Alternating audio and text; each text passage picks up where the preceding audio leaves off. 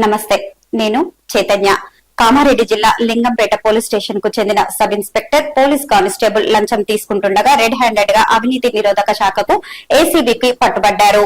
Sub inspector P అరుణ ఆదేశాల మేరకు constable తోట రామస్వామి 10,000 రూపాయల లంచం తీసుకుంటుండగా ఏసీబీ డీఎస్పీ శేఖర్ గౌడ్ ఆధ్వర్యంలో నిఘా వేసి పట్టుకున్నారు.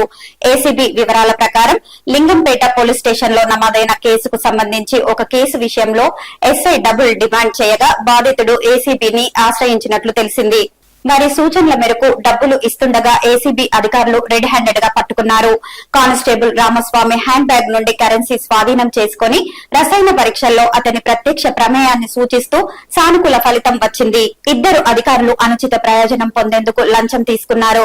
సబ్ ఇన్స్పెక్టర్ పి అరుణ కానిస్టేబుల్ రామస్వామిని అదుపులోకి తీసుకుని కేసు నమోదు చేసి దర్యాప్తు చేపట్టారు. హైదరాబాద్ లోని నాంపల్లిలోని ఎస్పీఈ అండ్ ఏసీబీ కేసులకు సంబంధించి ప్రత్యేక న్యాయమూర్తి ముందు హాజరుపరిచారు. గడిచిన వారం రోజుల్లో ఇద్దరు ఎస్ఐలు ఏసీబీకి పట్టుబడడం గమనార్హం.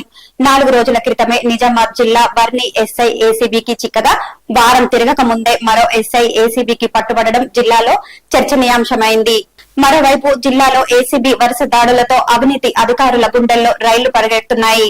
పూర్తి వివరాలు తెలియాల్సి ఉంది.